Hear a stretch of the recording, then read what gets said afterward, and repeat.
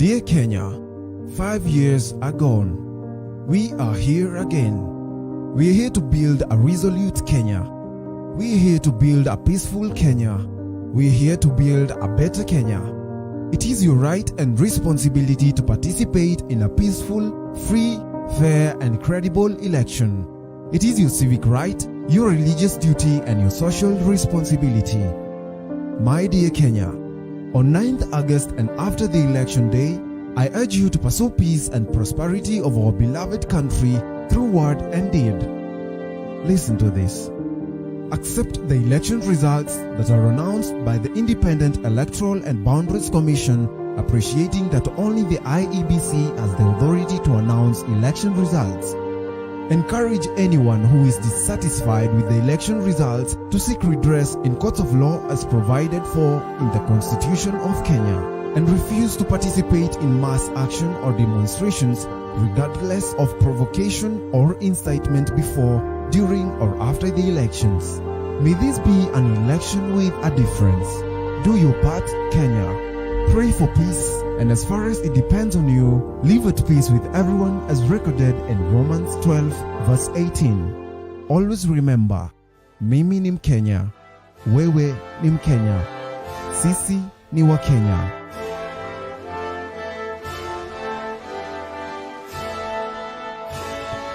God bless Kenya. Yours sincerely, Kenya. I can follow, some I don't remember, some I've heard, some have not. I've not had time to go through it. Okay. Yes. Hujaona manifesto ya baba? Bado. Okay. Lakini nimesikia naweza kushika kwa mbali. Hata ukiwa hiyo mkutano huwezi shika kila kitu. All right, so let me give you some of the snippets on what he has promised. Yes. On education, he has promised employment for all trained but jobless teachers. Wale wote ambao wameweza kwenda shule and have not gotten jobs, they'll be able to get employment. Free education from ECD to university or tertiary colleges. 1 meal for all ECD lower primary pupils. On the cost of living, reduce cost of unga, farm inputs and sugar in 100 days. 2, increase capacity for transmission and distribution, reduce the grid losses from 23% to 10%. That's nothing on electricity. 1 billion revolving fund for cheap loans for border.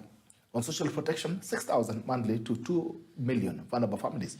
Health insurance for all. Everybody loves health insurance by Baba, termed as Baba Care. All right, retiring civil servants to retain medical cover at government cost. So if you retire, it's a good idea. Okay.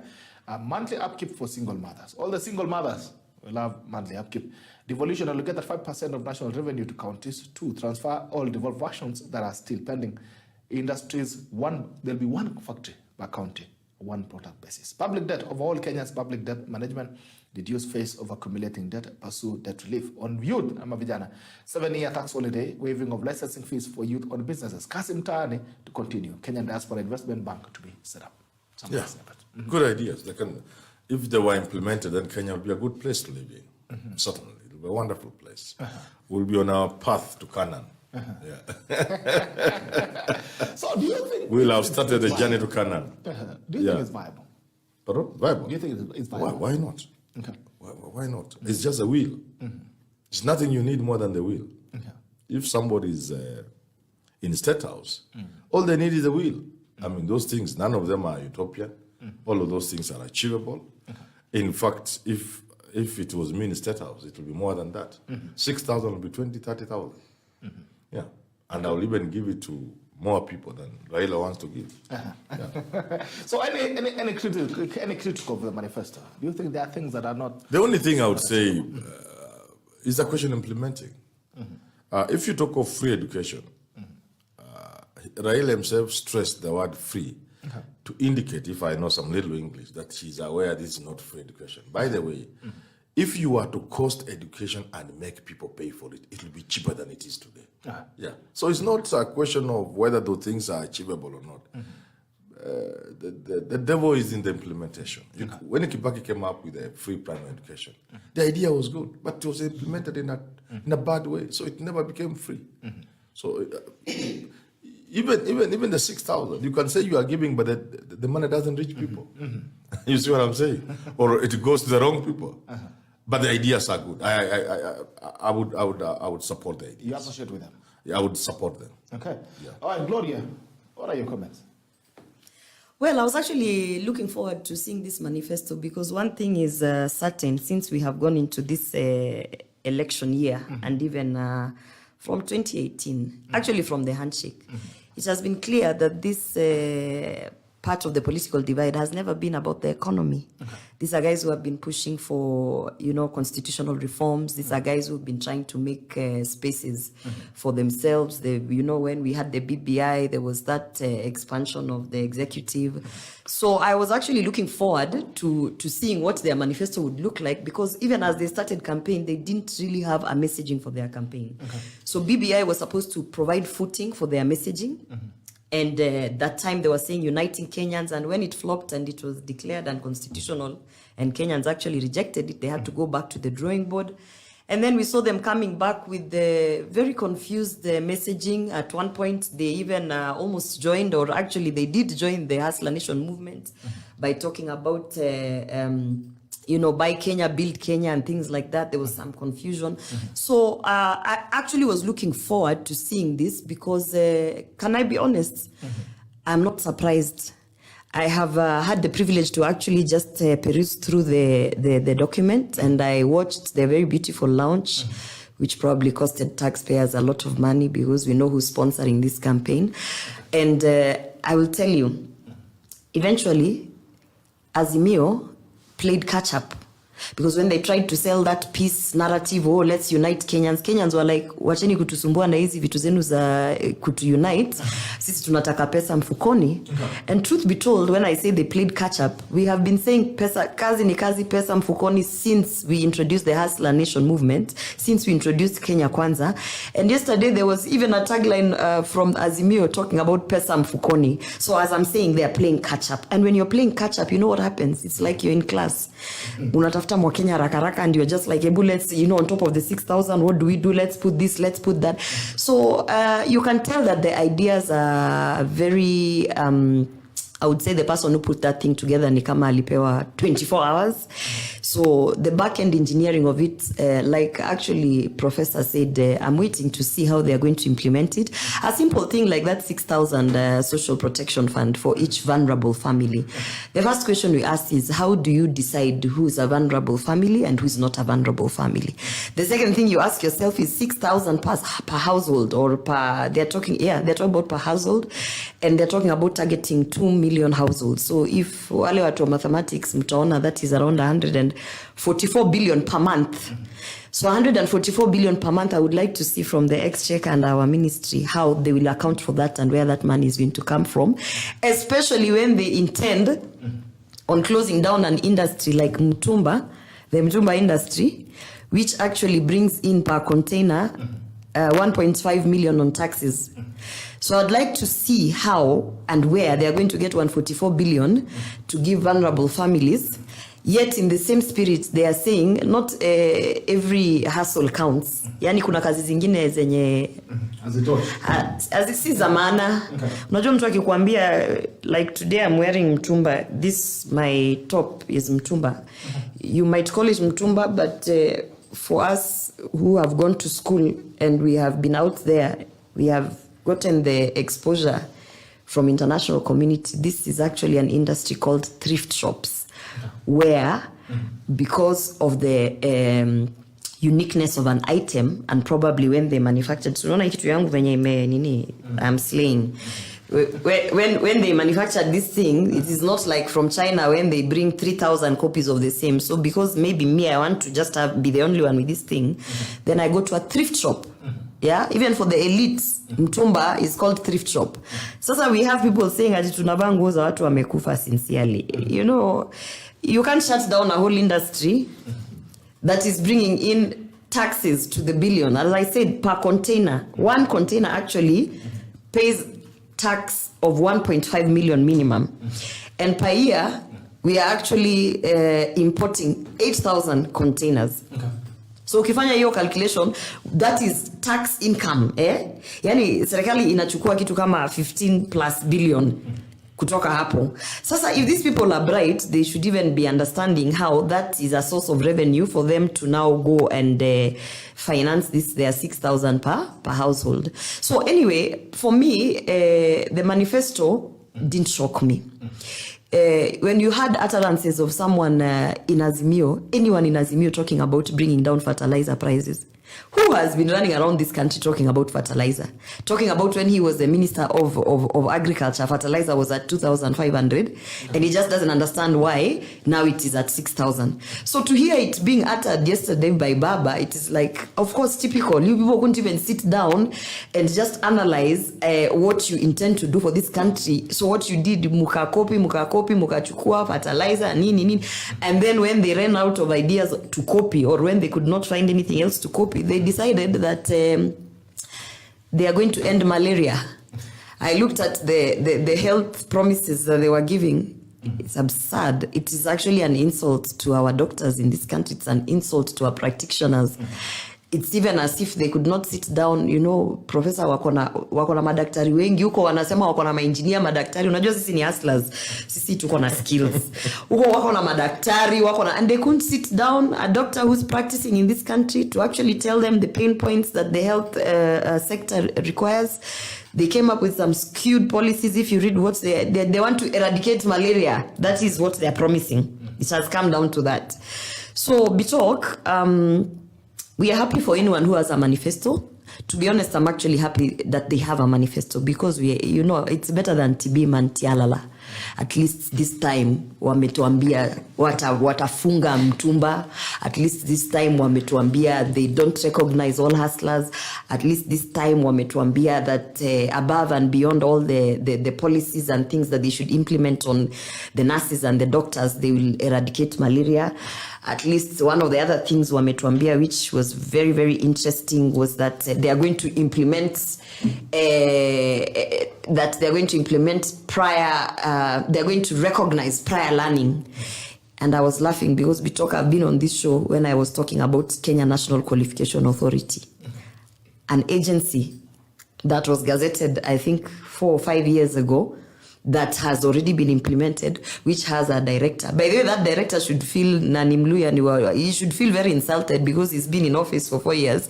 And basically, Azimio is telling him, where ujafanya kazi? They are already, this current government, led by the way Akasirike, wamemkosea by the way Akasirike. This government led, and in the first term, by William Ruto, who is a champion of the technical and vocational educational training institutions, TVET, actually pushed for the Kenya National Qualification Authority, which is an agency that basically states, and their sole mandate is to implement prior learning and recognize it. And they've already started doing it. There are people who even have degrees from Kenya National Qualification Authority. Watu ambao wamekuwa na skill set, wamekuwa wakifanya farming lakini hajaenda shule, wameenda wakakalishwa chini, wakafanya some basic theory, and the authority actually recognized huyu ni mtu ambaye amekuwa in that sector, and they have been certified. So those promises that we are being told, some of them, when you really interrogate them and research, it's hot air. According to you, they are not viable. Okay. No, some are viable, but they're already implemented. Some are stolen from the Kenya Kwanza, and some are just hogwash. Okay. Professor, the thing is, it is the state of the nation. And yes. We try to make sense of the state of the nation. As it is right now, every Kenyan is feeling the pinch in the pockets in terms of the state of the economy, the state of every state. When it comes to education, you are a lecturer in a public university. There's been an outcry from public universities on funding, and it's way survival. More University was being closed up the other day because they're saying they don't have funds to run. We're talking about the high cost of living, talk about fuel, talk about food, talk about all these things. Are we talking about a government that has been criticized for overborrowing? You know, I mean, the state of the nation as it is in every sector has people crying out in every sector. Now, with this very beautiful that we look at, first of all, you work in the education industry. What would it cost to fund an education system from ECD to university? What will it cost? I don't have the figures, but it's a costly affair, right? But I know it's possible. You see, Talking about manifesto, Gloria is talking about manifesto. This is our country. And if you are angry to do something about Kenya, we will say about the same things. Because unless you are talking about Iceland, if you are talking about Kenya, you can't escape talking about education, health. So there's nothing like copying. Anybody, or Jacoya will talk about the same. When Njigi had been clear, everybody will talk about, because this is the same country with the same problems, with the same issues. That's not where even the problem is. So is it achievable? When you look at it, it's So they shouldn't have an unveiling, because if we already unveiled Big Four agenda, then why are we unveiling Big Four agenda again? Gloria. Hold on. You know what happens? Unveiling ndio pale kuna shida What happens is, you can stir people's emotions. You can throw slogans, you can appeal to the voters directly. But they're also intelligent voters, and they're also our partners who want to see a program, a well-refined program. So the manifesto is a preserve of the other category of people. But then you go in the streets there, you talk to voters. So that you must then draw that distinction between. So you need to convince that serious voter, the serious Kenyan, the international partners, that when we take over government, we have a program. That's what a manifesto is. But then you come back again and talk to the people to give you votes. To answer your question, all these things are possible. And a lot, much more than that. What you need are two things. First, is to stop theft of public money. So anybody telling me they can do anything without telling me that they will stop theft of public money is a waste of time. There are two things: stop theft of public money, stop wastage. Then you have some money to move forward with. Secondly, get people on board, men and women, who can help you realize these things. And just to inform Gloria, I think also there are people on the other side of Raila who have tried. I don't think the issues Gloria is raising, for example, about 6,000 shillings. They have thought about them. They are possible. They have looked at what happens across the world. They have done the calculations. They have looked at the budget. And by the way, it's not 120 billion. It is 12 billion. 2 million times 6,000 6 times per household. It comes with times 2 million households. 12 billion. Times, okay, anyway, It's 12 billion per month, which is about 140 billion per year. Compare against 144 billion. Yeah, compare against 700, 800 stolen every year. You already have a lot of money. For education, I'm not even bothered about making it free. It should have been free long time ago. The question is, what are the details of the program? You get it? But the money is possible. In fact, it is embarrassing and shameful that we in this country can still be asking poor parents to pay fees. They shouldn't be paying it. No, just take your child to school. That's what Raila is saying. And I think it's necessary. It is actually immoral, criminal, to go to a woman in Kikomba, in Kibra, who has struggled to educate their child up to class 8 and tell them to go to a school like Lenana and are supposed to pay to spend 150,000 shillings to enter there. That is immoral. So the idea of free education is a universal idea. It works elsewhere. It should work here. It must be really free, like Raila said, really free. And that, my worry is not that these things can be done or cannot be done. My worry is, do we have a team that can stop theft? Number one. Number two, is Raila or Ruto prepared to stop being short-sighted when they're hiring people? That's where the problem is. When they hire people, they are short-sighted. They don't see beyond certain circles. They reproduce. Inbreeding, crossbreeding. Gloria can sing on this TV for 100 years. So long as she's not in that circle, nobody will ever see the idea she's saying. Someone like me, I mean, I should run the treasury of this country. But they will not look at me. That's where the problem is. Hey guys, can we be serious? This is a national platform. We are talking about Professor Manyora running treasury. Excuse me? No, ask you to be serious. No. Let us be serious. Manyora, let us be serious. How can we even be sitting here discussing? Gloria has a problem. If you ask her why Manyora wouldn't run treasury, she will have no words. But here, ask She'll me. just say maybe it's not. Can I be asked so that I can answer? Let him execute. Let him She'll say please. maybe Manyora is not an economist. Because you are my place, Professor. But she forgets that if you count the ministers who have run treasury and get one of them who is an economist, you may have a problem. The ones I can remember. I can remember Adam Magugu, I can remember Masahala, I can remember Okeno, I can remember Mudawadi, I can remember Rotich. How many of them were economists? So I don't know why you are saying that Bito cannot run treasury. But they cannot. Please, we give you the mic. Tell us why Bito cannot run treasury. First, I'd like to say, Manyora, myself, I can't even run treasury. And not because I am not capable, but because you need the skill sets. My father was the deputy chief economist of this country. That is where he retired. God rest his soul in peace. And when I hear Manyora saying, "Hata me, I can run that," I'm really wondering on what basis. I just tried to have you explain the 6,000 per household and how you are going to generate that income, or even the back-end engineering of it. And he was incapable of doing that. So how then? No, he said that there are people who have worked on it. Those people who have worked on it are the people who we want the answers, and those are the people who are probably capable or incapable of running a ministry like Treasury. So let's not also just elicit exciting feelings, but the fact of the matter is, Azimio has never really had the economy as their agenda, and we know for a fact that one of the things, even if they did not unveil them yesterday in the manifesto, one of the things that we are 100% sure they are going to try and bring back in the first 100 days of Baba in office is BBI, so that they can expand that executive, so that all those people wanajipanga huko akina Kalonzo na nani will be able to now comfortably sit in offices and earn a salary. Okay. So these are the things, like Manyora has said, this is not for the electorate. This is something that they did because they knew they had to do it quickly, and since they were copying, they had to be the first ones to go out and shout their manifesto.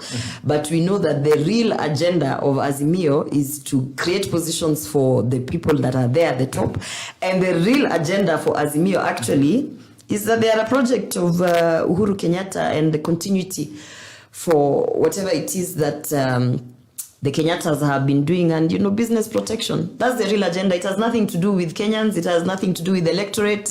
In fact, the agenda is just to capture power. After that, in fact, when I ask them and I say, you guys are so focused on winning the presidential seat, but I don't see you paying attention in how you're going to have majority in the Senate, majority in the National Assembly. And the answers that these people tell me is, wacha kwanza baba ingie, hizo zingine tutatafuta budget, we will be buying the MPs so they can pass our interest, we will be buying the Senate. So these guys, their interest is just to capture power. The guy has run 5 times. He has, hata mkilaunch nini, his only sole interest is to get into that office. And the other people behind him are part of the project of the succession politics that Uhuru Kenyatta is pushing. So voting for Raila Odinga is like voting for Uhuru Kenyatta again. Okay. Yeah. Manyora, let's move to the issue. You mentioned about corruption. Everybody talks about corruption in this country. Oh, we invite corruption. We've had it for the longest time. I'm sure you've also had it in these years that you've been around here. You've had all these things, fighting corruption. But when you look at all these political divides, they are almost, there is cycles of all the administration that we've seen in this country. And do you think there's anybody from either side of this political landscape that is really committed to fighting corruption? Because they have all had an opportunity at some point in life to fix all these things. Do you think there's any commitment in this country to fix corruption? Someone argued one day that it's also another economic activity in this country. Do you think there's commitment to fight corruption? It's difficult. Okay. It's difficult because corruption is an industry in this country. Okay. What makes corruption very difficult to fight, really, I don't like calling corruption. I just call it theft of public funds. What makes it difficult is the leadership of the country is itself part and parcel of the corruption networks. So fighting corruption may not be easy. Now, if you are looking at the teams, I think now we are talking about 2 teams. Yes. We are looking at the William Ruto team and the Raila Odinga team. On the face of it, I mean, if you ask anybody on the face of it, even Gloria, when she's not on TV, you ask her quietly, just quietly say, Gloria, you are a nice girl, you are in this country, you may not have the history of this country, but a little you know. Since we don't see anything, we have nothing tangible to go by, we're just looking at the people. You look at Ruto, Rigathi, then you look at Raila, Martha Karua. I mean, even before you talk about it, who are you likely to believe? Just your instincts and even common sense. Between the two, who can you believe can fight corruption? Will it be the Ruto team or the Raila team? And if you find a little difficult to answer... Although, Bitok, I beg for an apology, because you just insulted me there that I don't know the history of this country. Can you apologize first? I apologize. You'll get a rebuttal. No, so you get Thank you. You get that. So, or if you are not even just looking at the names, then go a little further into their history. You look at Mother. What credentials does Mother Karua carry? Vis-a-vis, what credentials does Rigathi carry? If you look at Raila Odinga, what does he stand for? What has he stood for? What kind of person is he in the eyes of Kenyans? What has he been over the years? What has been driving him? And then you look at William Ruto. I mean, without going into the details, one would certainly, without any measure of doubt, believe the Raila Karua ticket can deliver on... Are you saying these guys have never had an history? They've never had an opportunity to fix corruption? It's not, let me tell you this, it is not very easy to do some of these things outside the seat of power. It's not very easy. You may give your contribution, but to change the direction of things requires that you be in State House. Yeah, that's why many people have come from the shadows. They were vice presidents or things of that nature. And when they take over power, you see transformations. So it's because a good DP, for example, is not a person to antagonize the boss. You may advise, but once you can see the drift of things, if you are intelligent, you can see this administration, this is what preoccupies this administration. This is how it is thinking. This is the mindset of the president. And you may then conclude there will be a waste of time to tell the president, let us jail the thieves. So you may wait until you are the president.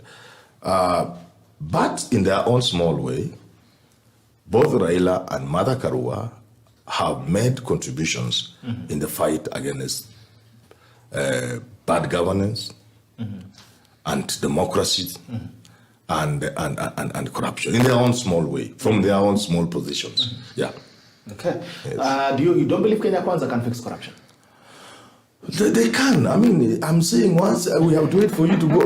We have to wait for you to go to State House. But I'm saying on the face of it. On the face of it. Okay. In other words, so on the face I of even it, have nothing else to go by just looking at Ruto and Rigathi and look at Raila and Karua. I will have a problem believing Ruto can fight corruption more than Raila. You know, I'm saying on the face of it, and I'm speaking on behalf of many Kenyans. But Ruto can go to State House and prove all of us wrong.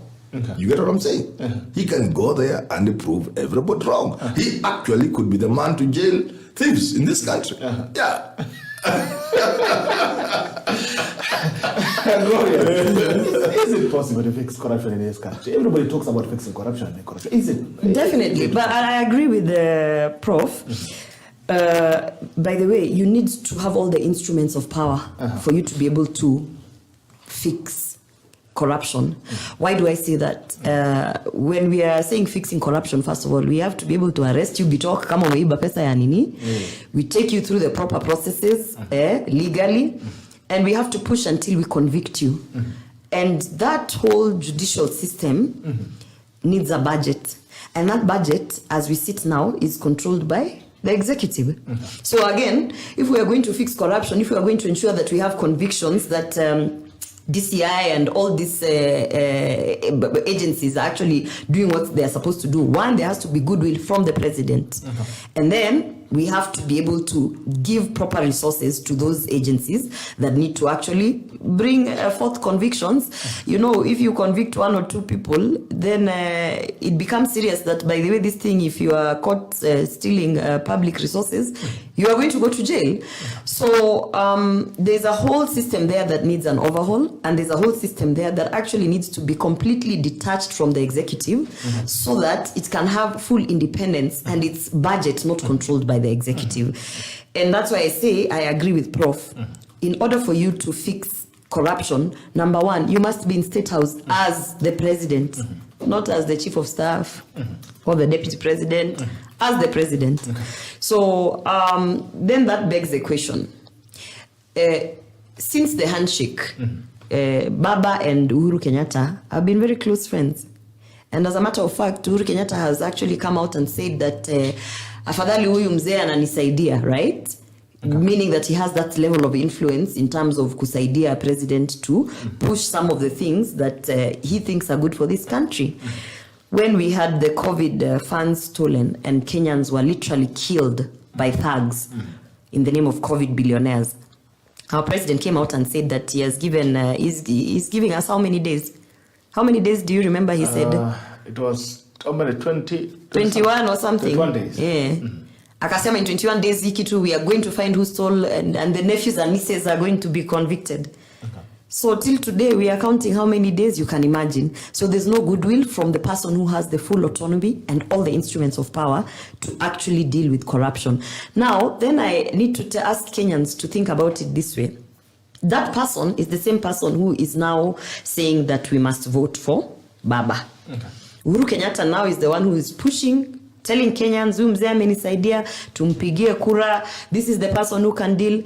But let me ask you, like, very quite frankly, do you think that this Raila Odinga, who has been closely for the last 2 or 3 years working with Uhuru Kenyatta, who has not pushed for any convictions in Uhuru Kenyatta's government with all the influence that he has, who has not spoken to his brother Uhuru Kenyatta and told him, by the way, Kenyans died of COVID, Kenyans died of KEMSA, Kenyans died of the managed equipment scandal, services. Kenyans have been dying even in the recent past because there are people, a few here, who have been stealing. They can't do that because the people, a few here who have been stealing, again form the inner circle of the same guys who are pushing for the succession politics of Raila Odinga. So, who is going to fight corruption? I will tell you, not Raila Odinga. And there's a story that people keep wanting to suppress that, when we were given the running mates, and there was this juxtaposition of people trying to say, huyu ako hivi, na huyu ako kama pamba. I want to remind Kenyans of what happened to John Githongo when he blew the whistle on corruption. What happened is, allegedly, he was forced out of this country by forces that were actually, allegedly, part of them were Martha Karua. So, you want to ask yourself, if indeed sisi tuko white kama pamba, and we had all these opportunities when we were Minister of Justice, when we did the handshake with Uhuru Kenyatta, we have had all these opportunities. When you tell us now that you're going to fix corruption and you have been in those spaces where you can influence change and actually push for convictions, yet you did not, we can't believe you. We really can't believe you. So it is the same thing when they say they will bring fertilizers down to 2,000. Munya is in Azimio. Munya currently is sitting in office. You want to tell me you cannot make those fertilizer prices right now, from that 6,000 to 2,000? So you can't keep fooling Kenyans. And I think, unfortunately or fortunately, ni kama sasa unajua pia these levels of poverty force you to open your eyes. So Kenyans are very awake, and we are saying, tumesikia manifesto, we have seen the things you have tried to put together. What we are glad is that at least this time is not TB Mantialala. At least this time you have tried to put something together, but we don't believe in it. All right. Quickly moving forward, we took there was a clearance done yesterday at the Bomas of Kenya. We saw a Kenyan who banned his ID, his voters card. An independent candidate, alichoma kura, cheti cha kupiga kura. I mean, maybe it was an act of defense. Maybe it was a message of I've given up. In this country, I don't need my voters card. It doesn't mean anything anymore. We saw drama as well between Wanjigi and Chebukati. Chebukati kazima microphone. Wanjigi. We've seen also Nyambane's certificate has been withdrawn. Yes. I mean, it's tears everywhere. Kila mtu analia. What do you make of the clearance process that we witnessed yesterday? Allow me before that. I've just seen, I was looking at Twitters as the program was going on. I've seen this Mitumba thing is actually trending at number 1. Yes. Allow me. You make a comment on the Mitumba. You see, Mitumba may be nice because if you look at our history, we used to work with the tattered clothes, with matako yanaonekana until Mitumba took shape. And then there are people who are now living from Mitumba. But there are other things to look at. First, how will you ever industrialize, especially, how will you ever promote textile industry in this country and cotton growing when you bring second-hand clothes? That's a challenge, and many countries have faced it. The most bold one from the region was from Kagame. I've seen a tweet from Bruno here, from Kagame. Paul Kagame. And he said, no, Americans got annoyed. They told him, even Agua to Tatoa, I told you Toa. Because of the simple truth that you cannot promote textiles in your country when you are importing Mitumba and other cheap clothing from outside the country. Number 2 about Mitumba, the dignity of a human being is important. You may go to Kikomba and you are Gloria. You may get into a camera, a nice top camera, but if you ever go to Kikomba, and I think our media should do this, they should go to Kikomba and focus their camera on tano, kumi, the kind of things Kenyans are shaking to buy. Underwear, socks. Underwear is a very personal item. Brass. What? You must address dignity of a human being. We cannot allow our people to be pushed to those levels. Now, so if I was a president, among the first thing I'll do, I'll ban Mitumba. They will not come here even one. I will not even. Pardon? He actually banned Mitumba was banned. Yeah. It was we and you know what happened during that time when they banned Mitumba? There was a huge crisis. And it's not a crisis which you, Prof, you can understand because where unajua vae Mitumba. No. So those who wanavaa Mitumba, they actually suffered, and those who eat from that industry, there's something I wanted to those who have their bread earned from that industry suffered. So it was banned. There's something I wanted to pick from you, Prof. Well, growing up in the textile industry, that used to make people used to wear local from clothes and all that. So for us to understand the problem statement here, we need to wonder, how did we get here? How did we have Mitumba then? If you're saying you're banning Mitumba, you fixed what brought Mitumba. What I'm saying is this, and I think Gloria maybe was on phone, so she wasn't following, because I laid the ground properly. I said, it is business to many Kenyans. They make a living out of it. Yes. I also said, they are affordable. And they have pushed Kenyans from the days people used to walk with naked almost. You could see a piece of clothing, you couldn't know the original color, even patches. So that's what I said. She wasn't listening. I know that. And I said it serves a purpose both from a livelihood point of view and also from just utility. People need the cloth.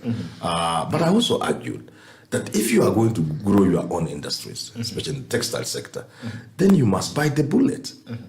Then it becomes a challenge. If we ban Mitumba, what shall we do with the people who find this the only clothing they can afford? Number 1. What shall we do with the people who earn a living from this? I've already said that. So countries face greater challenges than this. This is just one of the challenges we will face.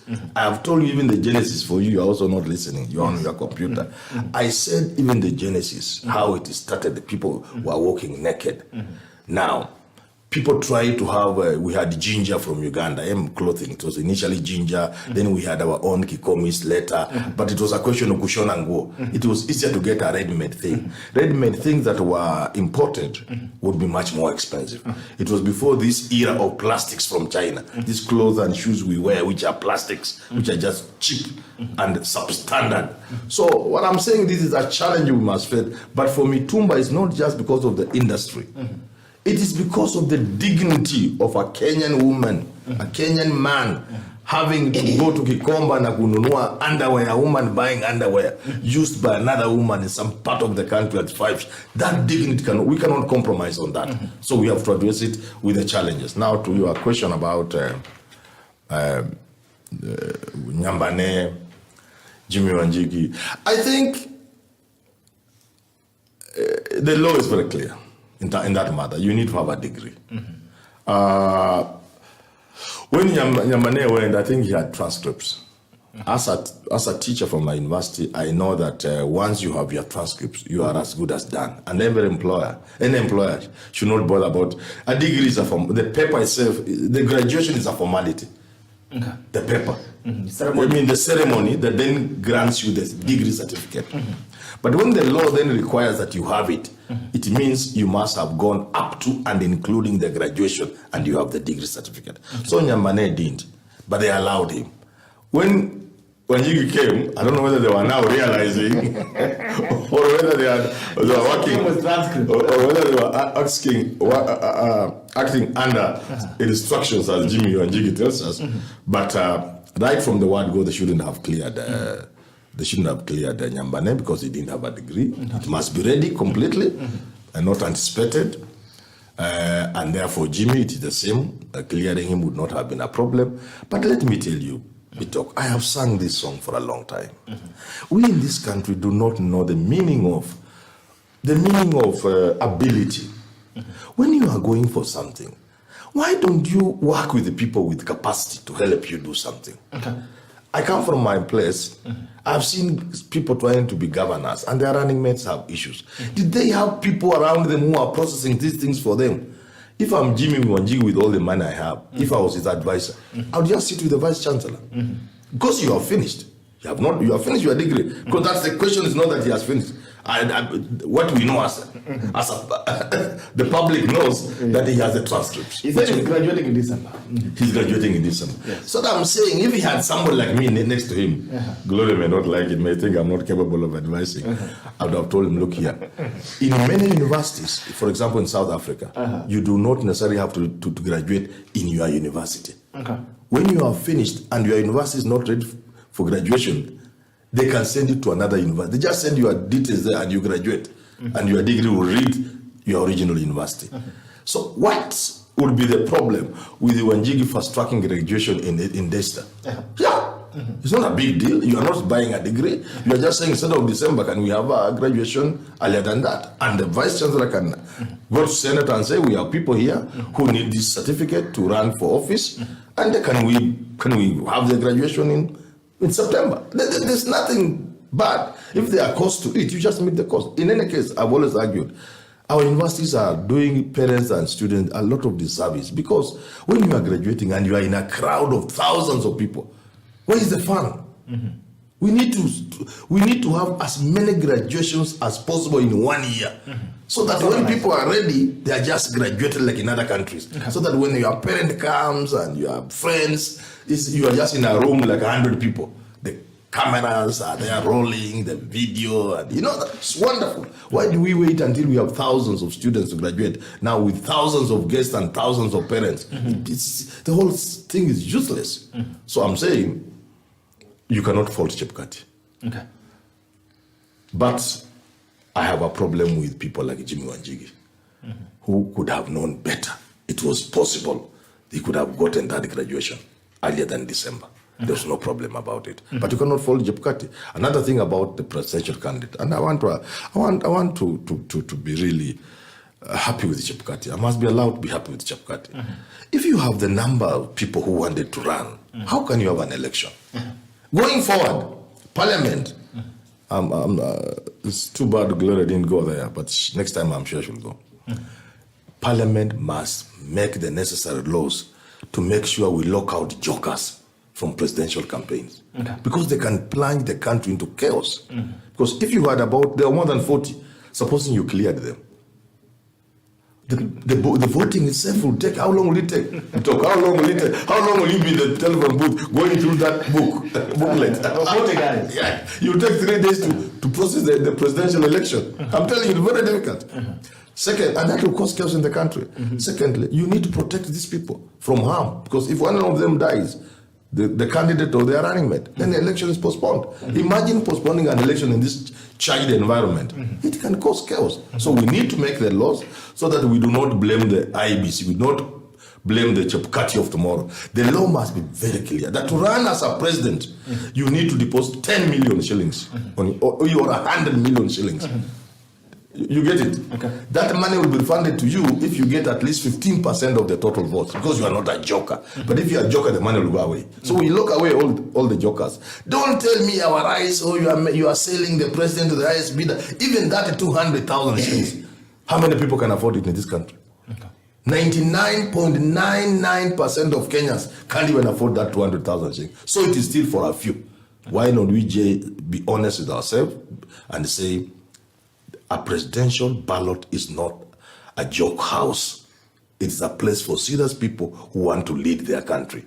Lock out all jokers by law. All right. Well, how do you make of it? The clearing is... That is such elitist thinking. Only an elitist can sit somewhere and say, hii mahali si ya watu wengine, hapa tu ni kama umeweza. Do you know, we are all Kenyans. Do you know I'm a Kenyan? Bitok, you're a Kenyan. Do you know every Kenyan who's born here, even the ones you consider jokers, they have a right to vote and to be voted for. And by the way, this is one of the reasons I petitioned that degree law in Section 22, the Election Act, when they were trying to say that even MCAs and MPs and everybody should have a degree. How can you sit here and say that everyone must have a degree in order for them to come and have and actually actively try and participate in their rights to vote or be voted for, you know? And these degrees that you're saying everyone must have, which university have you seen is free for all Kenyans?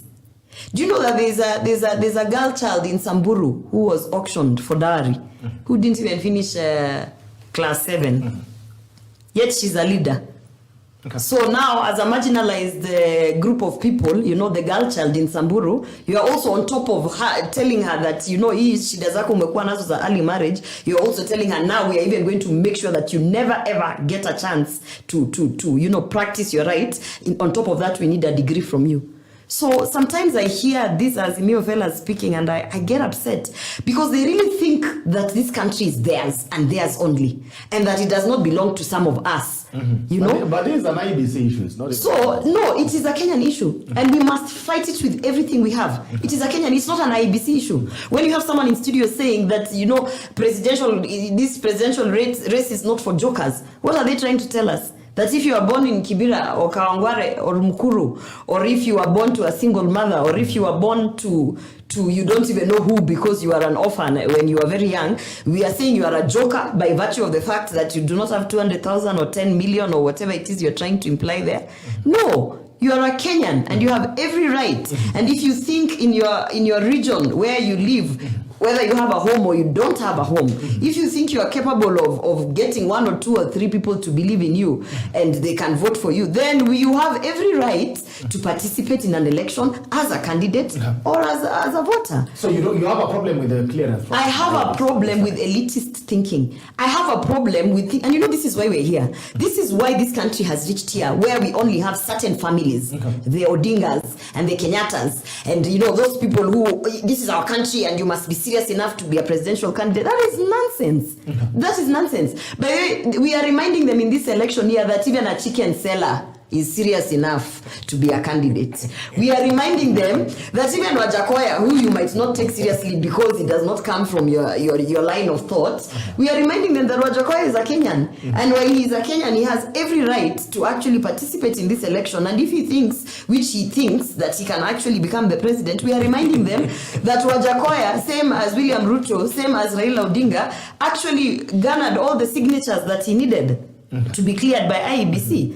So this elitist thinking of dignity, sasa mumeingiza maneno ya dignity. Now let me ask you, you know, to Professor Manyora, for him, he cannot wear anything second-hand because that is not befitting of his dignity. Unaona? Yeye pali amezaliwa na yeye pali ametoka with a golden spoon in his mouth, that saying munasema, yeye ziva vitu kama hizo because please, why? Yeah? Let me remind him that there is somebody who was born in the gutter, literally in the sewer, whose mother struggled to even come out of the sewer and have a shanty, just have a metal roof over their head and that child.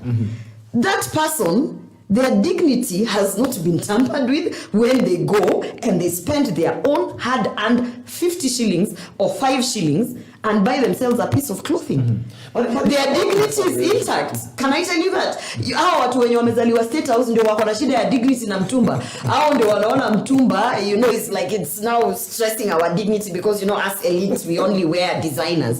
Let me tell you something about that mtumba industry, and please allow me because we talk about policy matter. I want to understand. On policy matter, yes, because I've seen people think we are calling ourselves policy analysts and we don't know policy. We know policy. Okay. There's a time when our president banned Mitumba, and the policy that they were trying to push is that we have to actually push our local textile industry. Okay. So we are saying these Chinese things, these American things that are coming that are secondhand, what they are doing is they are stopping people from buying the local textile, the local clothing, you know, Upper Kenya, Ankara, or whatever you want to call it.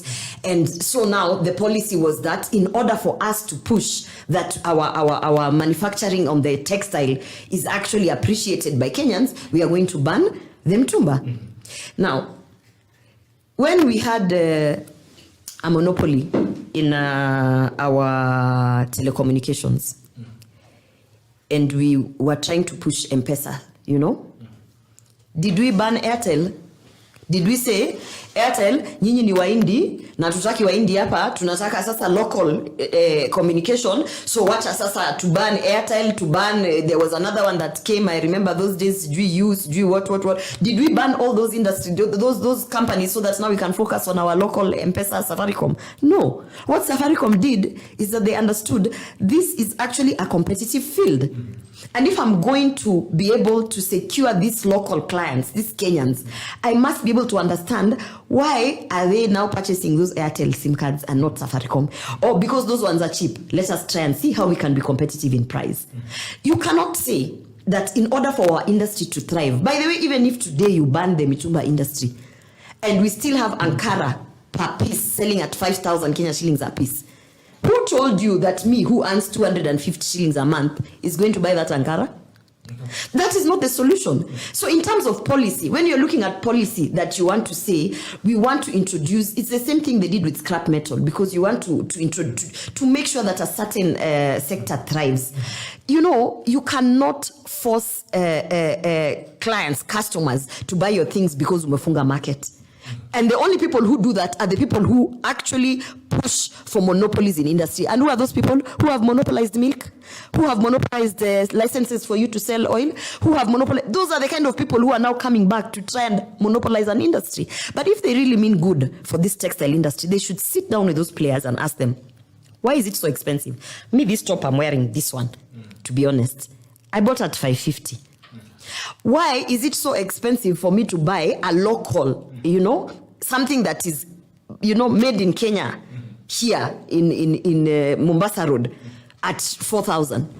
They should start understanding, let us look how we are going to have competitive pricing so that we can compete with the market as is. So in terms of policy, the policy that you could be pushing perhaps is, in order for us to push this industry, perhaps let us limit on how much we can bring in. Let us limit on the quality of what we can bring in, because Mitumba industry pia iko na quality. As nani professor amesema, kuna camera, kuna nini. You can also say we are trying to make it competitive without killing this our local textile. So what can we do? What kind of policy can we improve? But to wake up one morning and say, leo we are banning Uasin Gishu milk because we want Brookside to thrive is complete nonsense. So at the end of the day, we will talk about Mitumba day and night, but for me it is the symbol of, there is a group of people in this country in the name of Azimio who have really thought that this country is theirs. And anyone who's not in Azimio does not belong to Kenya. And anyone who's not in Azimio is not befitting enough to participate in this election. And we are saying as hustlers, We are not buying into that fear. You can ban all the industries you want to ban. You can monopolize them as you have monopolized. Kwani the milk industry, it has been monopolized for years and years. But we are still, unajua sisi bado tutanunua ile maziwa inatoka kutoka kwa ule farmer mwenye analeta na kibuyu, because we are saying, as hustlers of this country, we have a right to participate in this election, and we have a right to actually question those kind of things that you are pushing to us. And we also have a right to say, if you are going to say degrees and whatever is what we need, na hizo university pia nani bitok wafungulie watoto wote, such that ukitoka form 4, whether you have a D, whether you have an E, there is something available for you at a university for you to either bridge to a course and get to a place. Because elitist thinking, 2022 Kenya is for everybody. Every single person who's Kenyan belongs to this country. Yeah. Okay. You do have a little battle.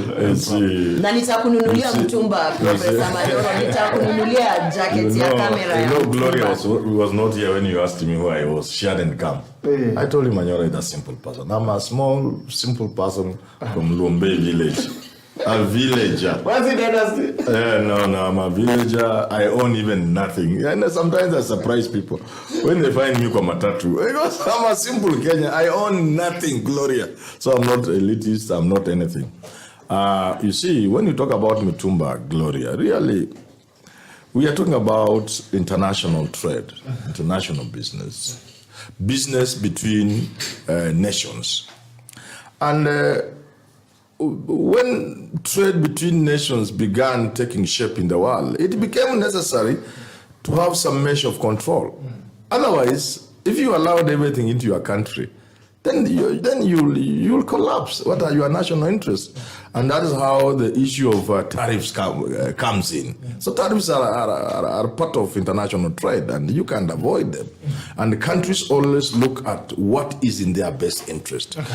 Trump, for example, argued that there will be no point in exporting American jobs when American companies go and produce things from China, go and manufacture things from Mexico and then bring back to America. They are exporting thousands of jobs, and he did something about it. This is the kind of thing we are talking about Mitumba. You must understand it within the context of international trade, within the context of trade barriers, trade tariffs, national interests, and so on and so forth. It's not a very simple thing of just waking up and saying Mitumba is this. No, you have to understand that a country must have its own interests, including dignity of its own citizens. It can even go to war to protect the interests and the dignity of its citizens and the pride of the nation. These are things you cannot quantify or put value to very easily. The countries go to war just because they have been slighted.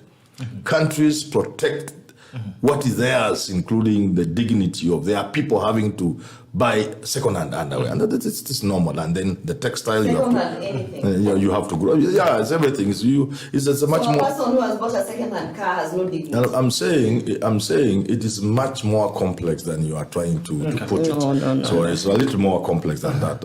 Even the so-called second-hand clothes, we are making Japan rich. These are issues. These are conversations. National leadership going forward from 2022, 2027. I'm sure by the time we have a president in State House in 2032, whoever that will be, what Gloria is raising will be an issue on the table. That really, is it in our national interest to drive Mitumba vehicles? Can't we have our own manufacturing lines so that a Kenyan can afford a car? Those are conversations, and they are normal. They have been going on. But not in isolation, you know. I'm saying they are normal. Like, look at Mobius. You know, also, we are in 2022. You must compete with the market. I'm saying... You know, so why are you not driving a Mobius? I'm saying it's okay. What I'm saying... Why are you not driving a Mobius? Why are you driving Toyota? Just listen to what I'm saying. Just listen to what I'm saying. I began by saying we are in the context of international trade and the national interests. And what is in their interest, including even that issue of dignity, including of textile industries and other industries, including the motor industry. These are things, these are conversations Kenyans will always have. When a new man comes, like Raila is coming, He could come with an idea about Mitumba and another thing. Okay. When Bitok becomes president, when we have forgotten that Kalenjins had ruled for 24 years and we want to give him a chance, you could also come up. You could also come up with an idea. Now, the issue of seriousness about presidential candidates. We saw 50 people wanted to be president, around 50. I think you remind me, are they 50 or something? 47 of them. 50 people. 50, yes. Wamechuja wamebaki wanne. The process of kuchuja is what has given us 4. Now, if we didn't chuja, even before kuchuja, there were things that kept other people away. Not everybody can afford 200,000 shillings. So according to Gloria, we should not stand in the way of any Kenyan wanting to be elected. So that 200 must be removed. In their own thinking, apart from the degree, I support the idea of a degree. It's useless. Yeah, I don't think that's an idea. Moi was here without even a secondary school education, and he did his thing for 24 years. I agree with you, Gloria, that the degree one is useless. So we remove the degree one. We remove the 200,000 shillings. Let's remove even signatures, because if you're asking somebody to traverse 24 if you're asking somebody to traverse 24 counties to collect signatures, then you're asking to spend money. You cannot move in 24 counties collecting signatures without using hundreds of thousands of shillings at the very least. It maybe $1 million is not even enough to move in 24 counties and convince people to give you their signature. Let's remove that, so that all you need is to be a Kenyan. Proof of Kenyan is an ID, and you are beyond 18. You submit yourself to Chebukati just to sign a role that I'm now a candidate. Gloria, we will have more than 10 million. You know you're patronizing. No, listen. No, you're patronizing. Listen. Let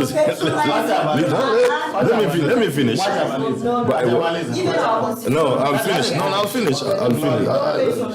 Please. Let him finish. Please. Allow him to finish. Because you are saying we are making this thing elitist. And I'm arguing that even 200,000 shillings is elitist. Just as a degree requirement is elitist. Just like trying to go to 24 counties to get 2,000 signatures is elitist, because a man from Kibera cannot walk to Vihiga to collect 2,000 signatures. He will need money to go there, to stay there, or send people. So let's remove all those things. Then our election is not elitist, ni ya Mkenya wa kawaida. Sasa siku imefika. Mtu anahitaji tu ID peke yake kusimama urais. Sasa mimi nauliza Bitok. Najua wakala nyinyi wajua Kiswahili. Wacha niingie kwa Kizungu. If all you need is an ID to Why are you profiling me? I feel you have to withdraw and apologize. I withdraw and apologize. If all you require is a national ID and you are beyond 18, even you're 18 to toy, because it is segregating against young people. But let's have it anyway. Then I ask you, how many people want to run for president? I would want to. Sure. And the question is, will you then have an election? No. When we say jokers, we are saying simply this, Gloria. You cannot joke your way to State House. But doesn't mean a poor man cannot be elected. Poor men have been elected across the world. If you have an idea and the Kenyans believe in you, they will fundraise for you, even if it is paying 100 million to be a presidential candidate. Kenyans will give you 100 million and they will finance your campaign. The idea of these hurdles, if you want to call them that, the payment of 200,000, it should even be more, the degree, the whatever, the 24 signatures, is to ensure that only serious people become candidates for office of president. At the end of the day, Bitok, is how much you esteem your country. How do you esteem your country? Do you value your country? If you think just about anybody can run for office of president of your country, then you don't think much about your country. That is the issue. It's not that question. Headphones ziko hapo. Headphones ya prof. Bunga la mwenye jambo. Gloria, headphones pale. Bunga la mwenye jambo. Bunga la mwenye jambo. Yes. Jambo. Kama nimepoteza kidogo. Bunga la Mwenchi liko wazi, nambari ni 0727913222 au 0727919322. Bunga la Mwenchi liko wazi, nambari ni 0727919322. Haya. Bunga la Mwenchi jambo. Bunga la Mwenchi. Good morning. Good morning to you, sir. How are you? Yes, I'm fine. My name is Donny. I'm watching. Yes, doing your show. And Naongea. Who am I speaking to? Who am I speaking to, sir? My question is to Gloria. We have the deputy president on record talking about the ban in Mitumba, but then she's not mentioning that. And also, her being a policy analyst, I would like also to understand from macro level what is, whether she has a case study where Mitumba has actually, economy of a country, example of the country in Africa, they not going, nowhere. Okay. Haya, sijui kama msikia swali huyo mungwana. Gloria. Bunga la benchi ilikuwa nambari ni 727. Naona kuna watu ambao wanapiga nambari nyingine. Lakini nambari ni 727919322. 727919322. 727919322. 727919322. Tabiri ni kama itabidi nimeconnect ile nyingine. Mimi niliukanansa ni maana kama watu wanatumia line ya kitambo. Endelea Gloria. I think whether or not there's been utterances from whoever in the past, we don't come to studio because we are defending someone. We come to studio to give our thoughts. Okay.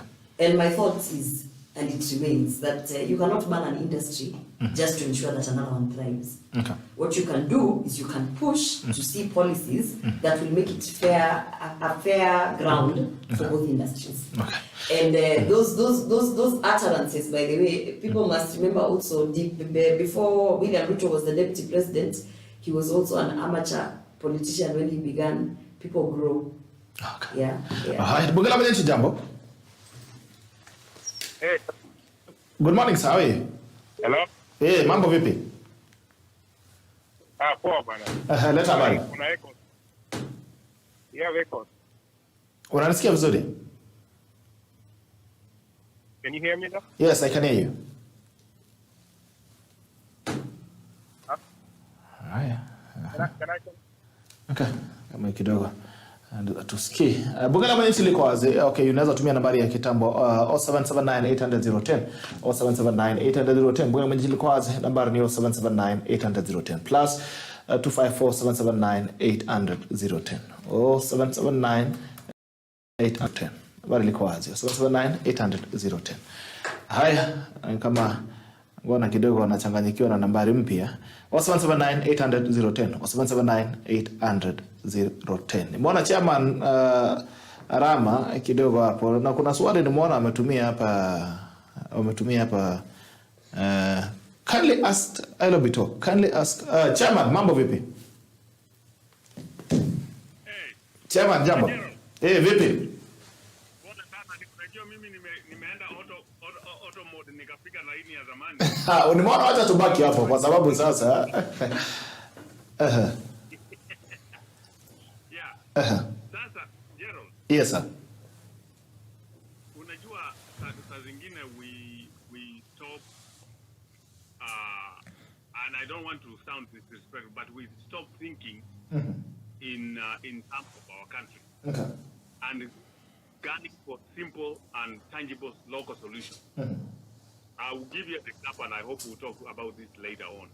For example, the other day, wametangaza there is a company in Mombasa, wamefunga factory ya kutengeneza mafuta ya kupika kwa sababu hawana raw materials. Yes, funny way. Gerald, I'm asking, in Mombasa kuna coconut. You can do coconut. That is cooking oil. We have groundnut, peanut, soybean, sunflower. So why don't you use the local material to produce what you need? Okay. Now, in the context of what Gloria and Professor walikuwa wana back and forth about Mitumba industry, I'll be very honest. To me, anybody who is supporting creation of local industry, because something at this from this perspective, if we can make our local industries more vibrant, that means employment, use our own materials, use our own product. The farmer mwenye ana grow cotton analipwa vizuri, so material inaenda, wewe unapata biashara, unauza nguo. Kama umepoteza. why is it so expensive to produce materials in Kenya and produce clothes in Kenya? That's what we need to ask. Absolutely. The other is too much taxation. Okay. So if we reverse that and make sure that it's going to be viable and easy for us to produce our own product, then the issue of Mitumba, it will be over. Okay. Now, let's even, for the argument's sake, let me focus on the other issue that Gloria raised about vehicles. To some extent, vehicles have some sort of standard. Okay. Did I lose you? Pole. I can hear kusikia chama. Nakusikia. To some extent, the motor vehicle industry have some standard. Kwa sababu hauwezi import all manners of vehicles. You have to import vehicles up to a certain year. Okay. So they have some standard that make sure that you are bringing vehicles that are actually going to be viable and are going to be safe in the road. Kama uta apply the same. Bungala Menchi jambo. Good morning. Good morning, Gerald. There's a lot of echoes. This is Kalia Menokwisha. Mambo chama Menokwisha vipi? Niko salama, nashukuru. Nimekuwa nikisikiza mjadala. And okay, I think I'll still go back to stories Mitumba, but then I'll not talk about it sana. I think okay, I would really love to see a government that promotes local industries and all that. But then also we must face the reality that even majuzi, Gerald, you remember, there was a time hatukuwa na mafuta the whole country, yet our neighbors wenye wana mafuta inapita kwetu ikienda kwao walikuwa nayo. My friend, if we are to ban Mitumba in this country, there is a day tutatembea uchi kwa sababu hakuna nguo hii Kenya. So what's the ban Mitumba? No, they let them not ban Mitumba. I think there's a better way to do it. You cannot kill a whole industry just because you want to promote a local whatever. Because there are so many things that we are still importing. So I think all you can do is to promote, but then you cannot say you demote another one, then promote another one. It's very unrealistic. And then also about, generally about the whole manifesto, I also had issues with even the mathematics. Sama kuna mtu alikuwa amechanganyikiwa na hesabu kidogo mahali. You go into the figures as Indiani, you cannot, like the 6,000 promise. I think it's been debated before, and you notice that it was taking around 40% of the current 3.3 trillion budget. Now, you cannot tell me that you'll allocate 65. It is not. It is very unrealistic. So without, I think the only thing I was calling about was about the Mitumba thing, because that has taken the bigger part of the discussion this morning. I would just say you cannot kill another industry to create another one. Just try to promote the one you want to thrive, but then the other one must be there because there are people who still love it, there are people who still want to wear it. And this country is one of those countries that has proven that government is the worst when it comes to doing business. We have a government, over time, we have factories, Tukona Rivertex, we have other factories, and you see the way they're operating, and you feel that our government has failed actually when it comes to doing businesses. So let them promote the environment for private investors to start those factories. But then if it's the government doing it, then it's something else. Yeah. Have a good day. Thank you so much, Msikale. No, salimia Menokwisha. Okay. Watch, stop ringing. Okay, hiyo ni tema Menokwisha. Alama, still pole. Unajua simu yako itasumbuliwa kidogo kwa sababu ni WhatsApp na simu zingine zinakaa kwenye simu. Jambo, endelea. Yes. I was listening to the chairman Manyori about Tasumbuliwa kidogo. Haya, hujambo, bunga la mwenye jambo. Bunga la mwenye jambo. Jambo, mambo vipi? Na uzime kwenye background kwa nani? Yeah, I want to contribute to the talk, the tackle. Yes, sir. Yeah, so, but somebody is talking on the live. So, is that good talk? Yes, this is me. This is talk. Okay, so I'm asking. Yes. I want to contribute in the sense very fast. The issue of presidential candidate. If we allow jokers to run the way the prof is saying, like 5,000 people cleared because they can meet. What you need to do is just meet the requirement, and then you are cleared. What will happen in the event that 1 or 2 or 3 people die, and what that will indicate on the other side? For example, governors we will have more than 10 million people run for political posts. Because what you all need to do is to be the requirement. What will happen after that? Yes? Okay, so unataka requirements iko. Hello? So you want the requirements to be retained? The minimum requirement. So what? Yes, what I'm asking, I want Gloria to respond because the prof has said, the professor said that we must eliminate jokers. What happens when one dies out of 5,000 presidential candidates, or 2 or 3? We can even carry election can be postponed for 5 years, for another 5 years. So we must eliminate jokers. In fact, we should introduce so strict. For example, I would like Chebukat to introduce this. If you want to vie for president, you must give us your money in advance, like agent, at least 3 agents per polling station, because the problem starts at the polling station. After that, you give us money. Each agent should be paid at least 1,000.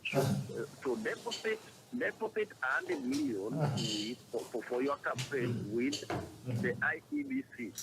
If you are popular, in the event that you don't qualify, they can refund. You can work out which amount can be refunded and which amount can they can retain because of the clerical work.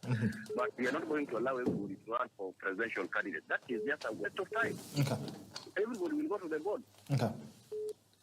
Haya, asante. Haya, bunge la mwenye jambo. Bunge la mwenye jambo. Bunge la mwenye jambo. Mambo vipi?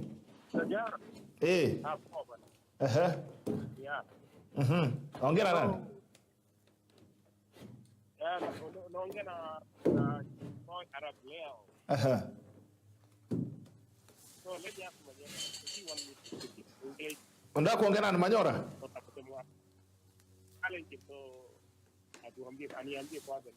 Amedona ku apologize.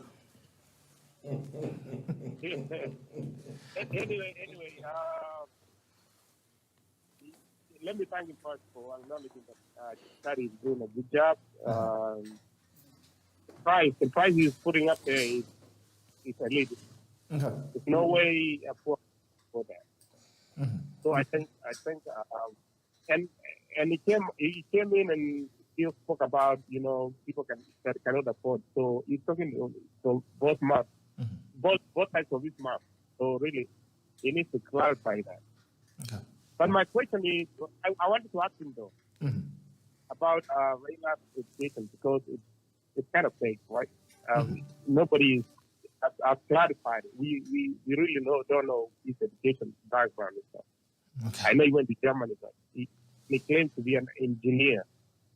But we've never seen anything tangible that we can believe in. Can you please clarify that for us? Okay, all right.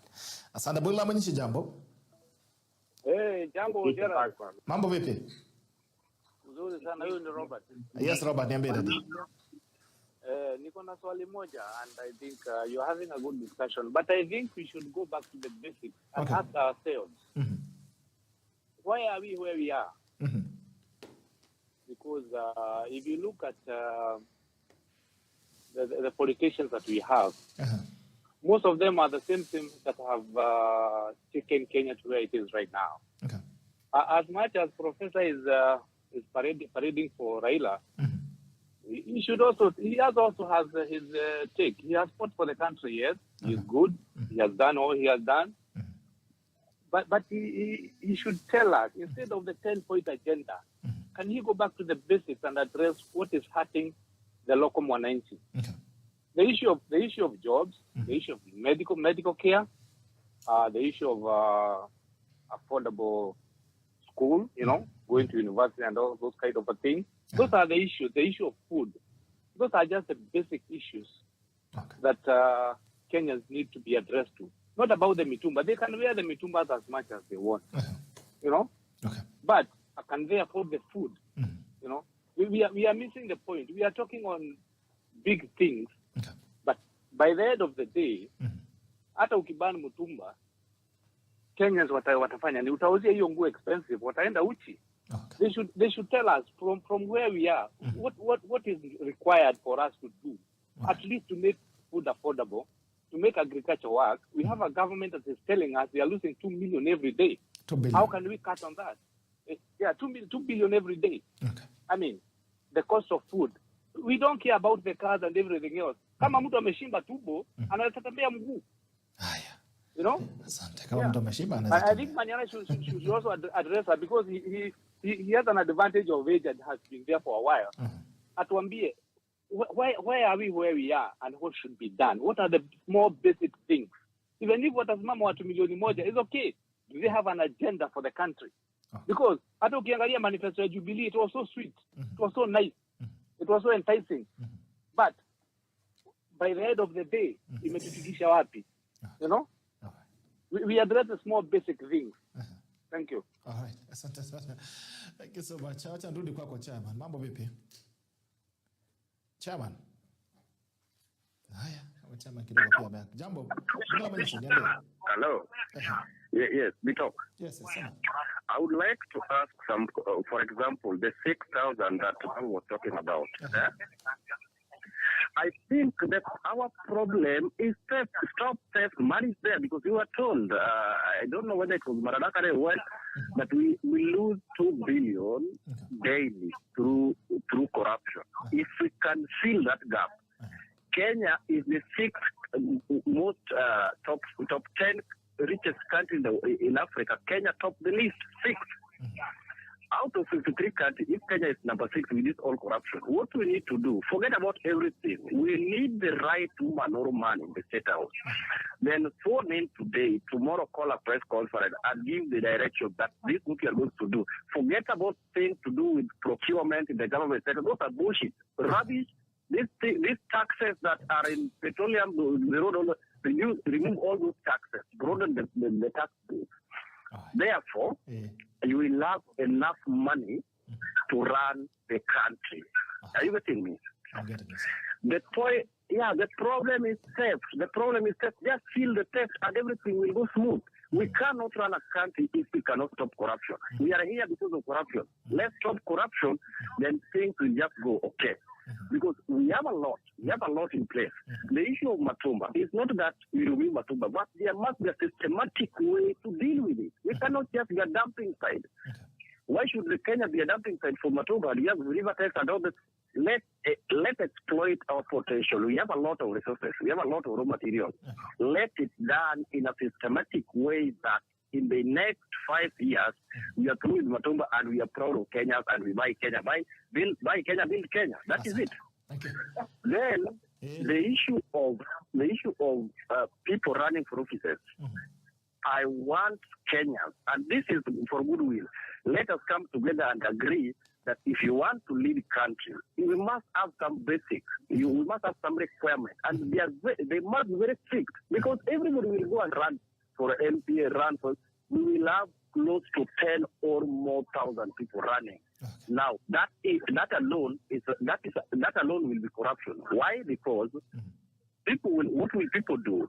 People will go look for money, register parties, run in those parties, and it's like every village you will have a party, somebody is running, and therefore we will jeopardize even our democracy. That democracy is not good for us. Let us do it with some decorum kind of. Thank you, we cannot go. All right, finally, bunge la wananchi, siku ya mwisho. Bunge la wananchi jambo, ndio nirudi kwa chama nafunge. Jambo. Ongea na nani? Yes. Unaongea na Leo. Mr. Leo. Yes, Leo. So also to Manyora, right? Raila was the MP for it's Kibra now, but he was Kibera then. It was Langata. What did he ever do? Langata, yes. Okay. Did he ever improve anything in that constitution? Yeah. Asante. Okay. Arama, wacha ningangana na wewe kabisa. Arama.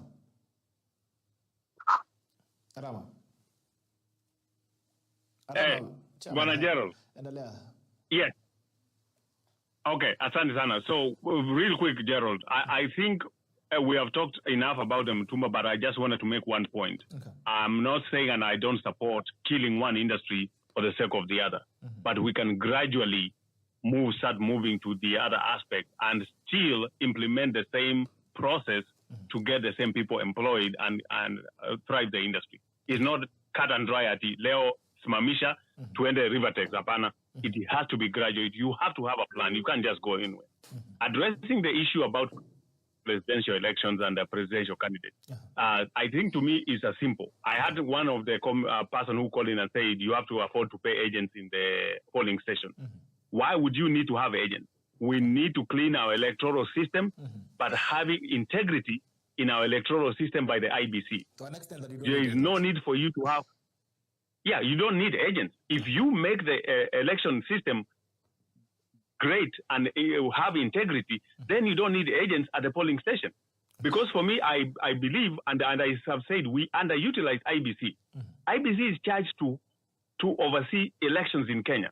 If it can oversee elections for LSK, why can't IBC oversee election for all political parties?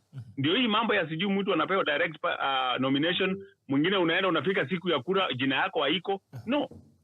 If you are going to hold election to avoid people voting for every party, unapata the same person votes for ODM today, tomorrow anaenda na vote to UDA, hiyo siku nyingine DAPK, sijui KANU, sijui Jubilee.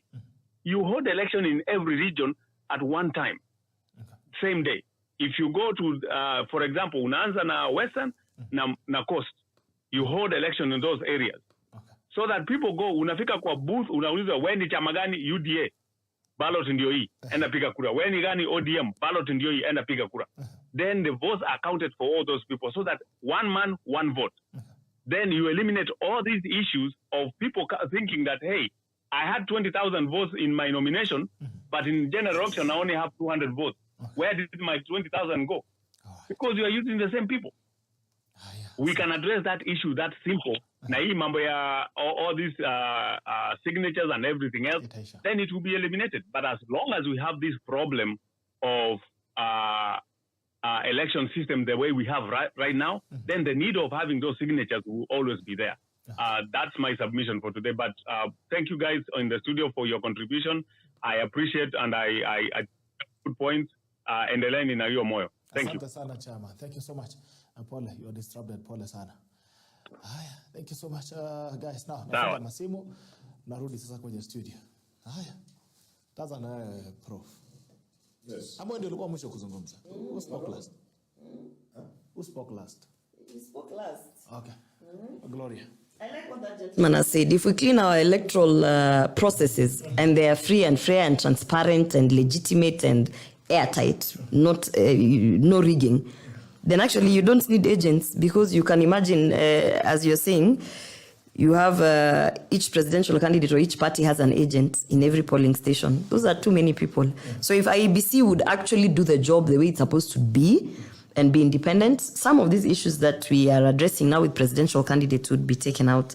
There's a gentleman who asked whether there has been a case study of to compare and contrast the Mitumba industry. I would say not only has there been a case study, there have been so many, let me say, market research, and they've been trying to change policy, and people are saying, what is policy? Policy is an action that affects an industry or a group of people, or, you know. So there have been a lot of this, and just like we are saying, you can't kill an industry for the other one to thrive. Yeah, you need to understand what is making the local industry not thrive, address those pain points, fix it, make it competitive.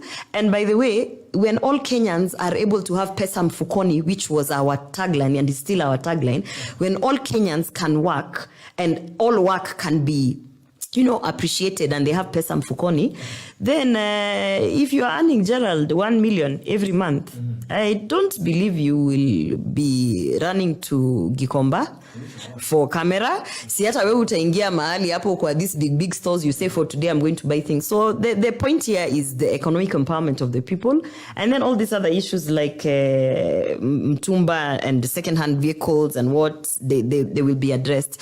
I believe that there should be at least at the bare minimum, the kind of quality of the things we are bringing in, including for the Mitumba industry. The same way we can regulate vehicles, we can regulate machinery, we can regulate even food that is being imported, we should be able to regulate Mitumba. But let me ask you, why is Raila so obsessed with Mitumba na watu wake wa samaki? He doesn't care about them. We have fish that's coming in from China. You know, first let him address that. I mean, his backyard, Lake Victoria, people, wale wauzaji wa samaki, they are suffering because the market is also flooded with with fish from China. So we have, can I say, we have bigger fish to fry, and Mitumba should not be the number one agenda that anyone comes to tell us about. And one thing I also wanted to talk about is when we are looking at this election, we should not look at it as an election where very few are allowed to participate. I think this is for the first time, and I think that's why even they were pushing for this coalition political party acts and things like that. This is we should be happy when many Kenyans want to participate in the election. We should be happy when many Kenyans want to front themselves as candidates. Yes, there has to be bare minimums so that we can ensure that we are pushing the development of this country to a certain direction. But even our constitution stipulates that in order for you to make an amendment or to push for a change in some of the issues that we are addressing, you must be careful not to infringe on the other Kenyans' rights. Yeah, and so if the right is that I have a right to be elected or to participate in the election, by the time you're taking away that right, there has to be a conversation that there is absolutely no other way to go about that. So for instance, the section 22 was taken away because they were saying this degree is actually infringing on Kenyans' rights, because if you are looking at skill set should not be limited to degrees. Skill set should be limited, and that's why we have the Kenya National Qualification Authority. It should be a vast area that we can now say that you don't have a degree, but you have this and this exposure, or, you know, you have skills that you have gotten from other, you know, forms of learning. So the same way with that presidential candidate thing. And I know you're saying moja wao akikufa, if you have 1,000 presidential candidates, moja akufe, then we can't go to the election. Why haven't we gone to amend that part where when one dies, we can't actually have the election? You know, why are we stuck on it? What is the basis that we are stuck on it? If it was to ensure that no one kills the other, then can we find a way that works so that it can allow up to those 5 or 6 presidential candidates who want to participate in the election? So, you know, these laws are made by man and for man. When it stops working for man, you go and you seek amendments. You go and say, now ikitu imekuwa ngumu, we are seeking an amendment, we are seeking this, and that is actually the work of our legislatures, our MPs. That is what they're supposed to be busy doing, ensuring that the laws are actually efficient and practical for the electorate. So, and I think going forward, we talk also, let's address issues on election on an inclusive note. Yeah, there are no jokers and there are no serious people. There are Kenyans who hold IDs, who each have a right to vote. And that thing of having jokers is what you're seeing happening with the Sonko. I keep telling people, the electorate responds to the things that they know. The electorate responds to the trust that they can put in someone who looks like they can push their agenda. The reason you have people like Sonko, still very strong players in this election, is because they know how to rally people around them. And just because you think his way of rallying people around them is not the way that you would do it, it doesn't make him a joker. So what we should understand, there are no jokers and serious people. They are Kenyans in these elections, all of them. Young, old, poor, rich, all of them are Kenyans. Yeah. Professor, well, I had many things. I even had some young man said the 6,000 will be 40%. I think he read somewhere, also read that tweet. You think Raila is at his level can talk about 6,000 without doing the math? It certainly cannot be 40%. And that is someone read, I think it's Shole who had written it. 6,000 times 2 million. Shole has said if 20 million Kenyans applied, that they are vulnerable families, again, then it will equate to that percentage. I'm saying, you know, 2 million was not just thrown around, or 20 million that Shole is talking about. These figures are there, my friend. The National Bureau of Statistics and in our economic surveys, all these, who is poor, what levels, all this information is there. You know, it is there on record, and Kenyans know. now we are talking about paying stipend to all people beyond 70, and the numbers and the figures are there, and the people can easily be identified. So that, let me tell that young man, we know what we are talking about. Somebody has talked about let 1 million people run. Fine, let Kenyans run. Whatever restrictions you put in place, like Gloria is saying, however low you lower the bar in terms of the qualification, what you need to have, there will be somebody who can't reach it. It was 1 million. People say, no, this is for the rich. They put it 200. The question I'm asking you, Bitok, how many Kenyans can afford to pay 200 to run? 200,000. Are they many? Are they even 2% of Kenyans? Even 1% of Kenyans cannot afford that 200,000 shillings. Even if you say not a degree like Gloria is saying, a diploma, there will be millions upon millions of Kenyans who can't meet that diploma cut. So at the end of the day, these restrictions are to ensure that we only have serious people, because electing a president of a country is a serious matter. Remember, I want to inform the guy who talks let 1 million people run this. There is a small provision in the law, which he must go and read, which says the president shall be in office until he hands over to the incoming president. It is not time bound. Mukianza mchezo mkue na watu 200 kwa ballot paper, voting ichukue 1 month. Counting ichukue. I'm telling you, you will create a circus, you will create confusion, you plunge the country into chaos, there will be no credible election, there will be no winner, there will be no results, and you will see a man in State House, if God gives him health and life, staying there for 20 years as he waits for you to complete your voting by law. So this is what we are talking about. And finally,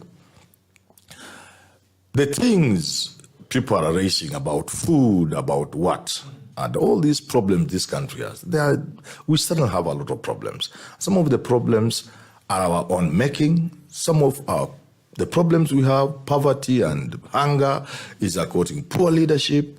The government can do a lot, but there are others beyond the country, beyond the government, beyond Uhuru Kenyatta, issues of COVID, issues of international problems, issues of Russia and Ukraine. There are many of these challenges. However, the approach to solving of these problems cannot be, you touch this and say, now I have finished it. If you look at the issues, like for example, in the Raila manifesto, and you are saying who will do this, you don't know the magic like the 7-year tax break to the young people can do in solving a particular problem. That even this production of cloth, young people can set up shop to manufacture cloth, small scale, in small village shops, and they have 7 years without paying tax, And when you are not paying tax, it's not just your tax, it's including the raw material and many of the things you do, and licensing and so forth, and etc. And the loans you take, they're exempt from this and that. So this can be game changers. To read a manifesto, you must do so holistically. You cannot pick an item in, that's why I told you I haven't read. Not that I don't know. I know those things you have mentioned. I've heard them. I've listened to Raila speak. But I'm saying you need to have time to understand comprehensively how these things play around and how one affects the other, that finally, Bitok, allow me to say that however beautiful your manifesto is, however beautiful you are with language, and you can throw slogans on marketplaces and dance on platforms and put on uniform, however serious your pronouncements on policy are, all that will come to zero until and unless you have one serious person, a man or a woman, in State House. One serious person in State House. One person is in State House. And things change. Okay. I would wish to inform Gloria that such a serious person can be a serious Manyora. So when Gloria talks about me not running the treasury, I don't know. I can teach the man who is at the treasury how to turn this economy around. I can sit him down and show him how to turn this economy around. I can run this country. It's not about the treasury. The treasury is even a small thing. So just to finish, I'm running in 2027. So just to finish is that this is our country. We have a right to support whoever we want and campaign. But at the end of the day, we must remain Kenyans. We must be united. And when somebody doesn't like your candidate, you just convince him to like him and vote for him. And so that we remain together. But we must have a serious Kenyan. And when I look at the sides, I am sure Kenyans can see who among the people asking for their votes, they are reduced to 4 now, who among the 4 they can trust the future of this country in their hands. In whose hands can you trust the future of your children and your grandchildren between the 4 candidates? That's for Kenyans to answer. It's not for Manyora. I have my own idea. For me, it's not a difficult choice. I can see that there should be better Kenyans on that list. But when I have the 4, I know Kenyans can see who among these 4 they can trust to run this country without listening to slogans, without looking at the dancing on the platforms, without looking at the crowds. Just say, Jakoya, Raila, Ruto, Waiga. I can choose so-and-so because at least from the 4, this man can run this country. He has proved in the past that he has something for this country in their heart and their mind and their brain. Yeah. All right. Asante sana hapa kwa Wajakoya ndio tuko. Tuko hapa kwa papas. Gloria, yatakola today. I think first, Manyora seems very confident in himself. I'm wondering why he did not submit his papers so he can run. He said he's running in 2027. What was stopping him in 2022? Because he seems very, very confident. And if he can run this country, he should have submitted. I didn't want to run. That is why. I was looking for 200. No, that is why I always say to anybody who cares to listen, anyone who has actually gone as far as declaring and actually putting their papers to be a candidate, whether MCA or MP or any candidate, must be taken very seriously. Because even just the act of submitting your papers and saying, Mimi naona pali nimefika, I am actually going to ask for those votes, that in itself, you are 50% successful than all the other people who want to come to studio here and just be analysts and criticize and say, where utapata takura 200. You know, Gerald, when I declared that I was going to vie for Member of Parliament in Bobasi constituency, I had a lot of people telling me, you're a joker. Huyo ni slay queen. Huyo haizi pata hata kura 100. To date, even sometimes I see people saying, wewe hata huwezi kukua chairman wa cattle dip. Wewe hata chairman wa chama huwezi kupata. But you can imagine the shock in their faces when I came back with my 5,500 votes strong. So, you know, anyone who puts in their papers and actually has stepped out and said, me, I'm going to try. Let us respect those people. Kabisa. Wajakoya, who let us respect those people because, by the way, all the keyboard warriors who have not stepped out to vie for even an MCA seat, the person who has put in their papers is still 50% way ahead of you. So we need to give some respect. It's not an easy thing. But for this election, let me say this. This election is about the economy. We are not going to be confused or digressed or taken to other places or other discussions. This election is about the economy. This is the first time that this country is actually having a general election during a time where we are possibly undergoing an economic meltdown. So if candidates are not going to come out and sell us the hope of rebuilding this economy, we are not listening. We are listening to candidates who understand that this election is about the economy. It's about putting money in Kenyans' pockets. It's about respecting every hustle. It's about understanding that it is not really about creating employment, but creating work. There's a difference. We are now saying we need to have all our Kenyans working. How are we going to get all the Kenyans working so that wakue na pesa mfukoni? So that in the next 18 months, we are not going to be talking about Mitumba, because in the next 18 months, most Kenyans are going to be empowered economically to a point that they will watakuwa wanashonesha nguo zao. Watakuwa wanashonesha kitenge. Unanipata? Wanasema leo tutashonesha ya this week na next because wako na pesa mfukoni. And for me it is very clear that candidate is William Ruto, who's pushing for that. And for me, I know in my heart, whether or not people, you know, I see a lot of negativity. I know in my heart that come August 9th, all this confusion that is coming from our competitors will be silenced by the Kenyan.